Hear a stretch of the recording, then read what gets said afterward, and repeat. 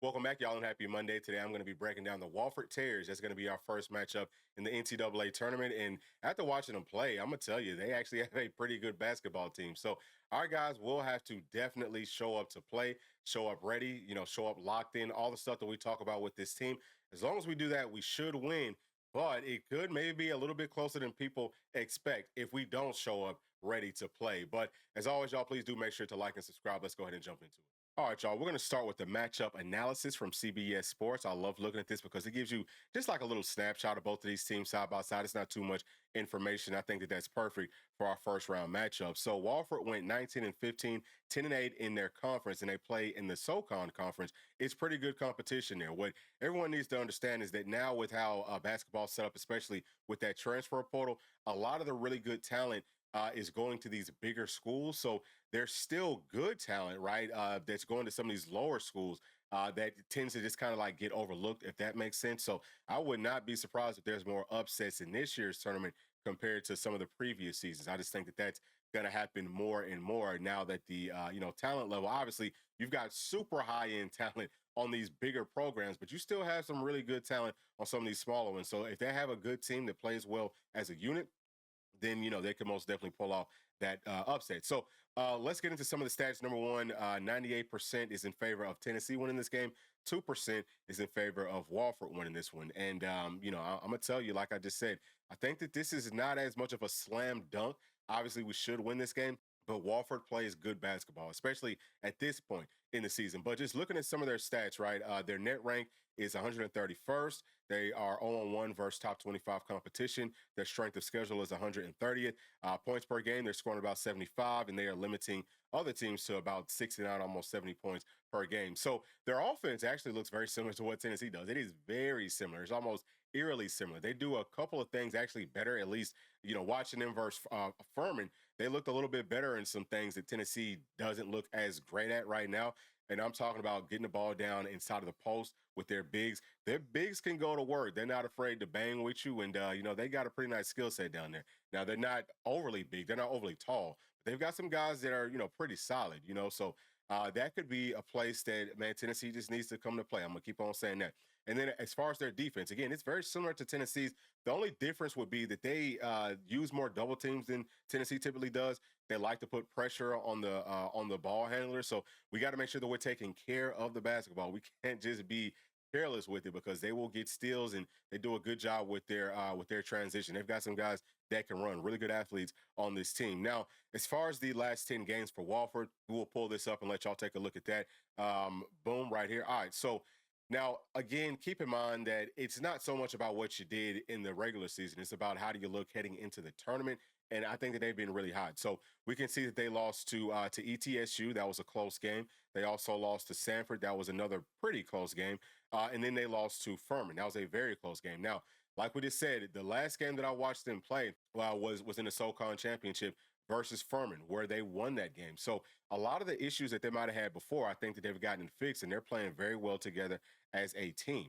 All right, so it's going to be important, I think, for Tennessee to come out and try to take their confidence early on in this game, get off to a really big lead, and hopefully that'll help us to just kind of skate through this one. But as far as the team statistics, they're shooting 45% from the field, very similar to Tennessee. They're shooting 34% from three, again, very, very similar to Tennessee. And as far as their free throw shooting, 66%, Tennessee's at 74%. So that's a place that obviously, that makes me feel a lot better about this game because they do a good job of drawing fouls. I think that their bigs do a good job of that.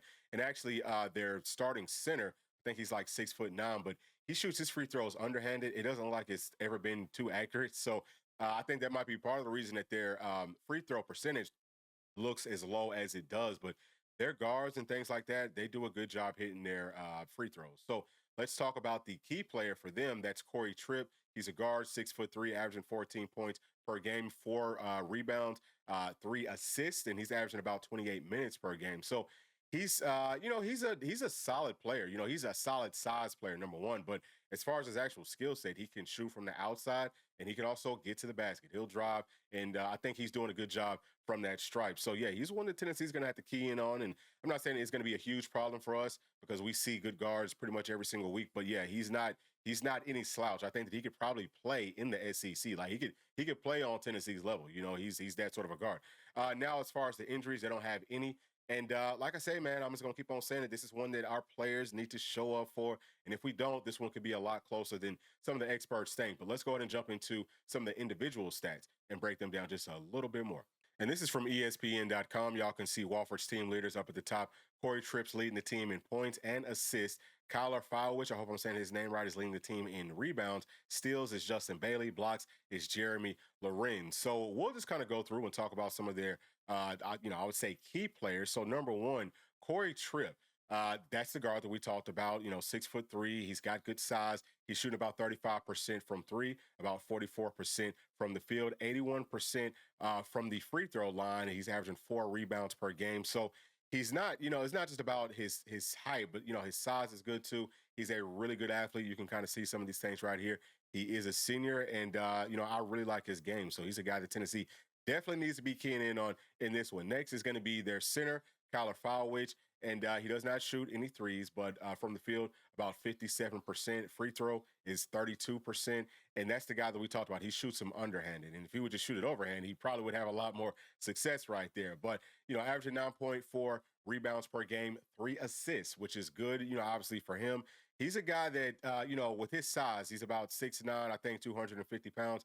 Yep. So, he's got good size, he's a physical presence down there. He's not afraid to, use his strength, throw his weight around, but he's also quick. He's a lot quicker for his size than you might anticipate. So it could be, I'm not going to really say like a real matchup problem, but he's a guy that we're going to have to, I would say for our sake, try to be careful and don't pick up too many fouls early on with him, because we don't want for our guys to get into early foul trouble. But if you do foul him, like if you have to foul him, it's cool because he's not shooting great from that stripe. But yeah, he is a good basketball player. I think he's got some game. Next player is going to be Dylan Bailey. We'll pull his size up first. He's another 6'3" guard. And you can kind of see what he's doing, averaging 11.3 points per game, 2.5 rebounds, 1.5 assists. He's shooting 40% from the field. And we'll take a look at his 3-point shooting right here. He's at 34%. So they've got some guards that can shoot for sure. And he's definitely one of them. So he's one that we'll just have to, close out on. And we don't want for them to get hot, because they can get hot and they're tough to deal with in those types of situations. So next player is going to be Justin Bailey, 45% from three. And he is about 48, almost 49% from the field, averaging 3.5 rebounds per game. We always talk about these guys, man, being really good at, these guards need to be able to go out and rebound. So that's something Tennessee's going to have to fight against their guards to get that basketball, man. It's going to be about effort. It's going to be all about effort. It's going to be all about just coming in with that chip and, just not letting this team get the upper hand on us. He's another 6'3" guard. And he's a lefty. Okay. He can shoot. He can get to the basket. He can do a lot of things. So, I'm not going to say it's going to be a mismatch problem or anything like that for Tennessee, but he is a guy that we have to kind of pay attention to. You got to close out on him. And I've seen him. He probably closes out the hardest on those 3-point shooters. So it might be beneficial for Tennessee to kind of set those hard screens. But at the same time, because they like to double team so much, our shooters can get wide open. We're going to have people wide open for 3. This is a game that Tennessee's going to have to hit our open looks, as consistently as possible, just to kind of slow them down from the double teams and things like that. But next player is guard Jackson Siblis. I hope I'm saying his name right. He's shooting about 35% from 3, 43% from the field, and his free throws are at about 78%. So like we kind of touched on, if you look at their entire team, pretty much everyone is good shooting free throws except for Kyler Fowlwich, and he goes to the line a lot. But either way, man, Jackson, I think he's 6'6", if I'm not mistaken. Yeah, so 6'6".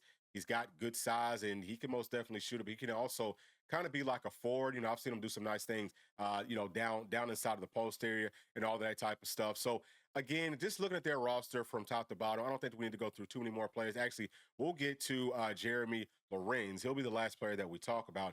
He's 29% from 3 and 37% from the field. I'm sorry, 49% from the field and about 72% from free throw. Like we said, he's leading the team in blocks. And, I think that he plays pretty good defense. We'll take a look at his size right here. So listed at 6'8", you know what I mean?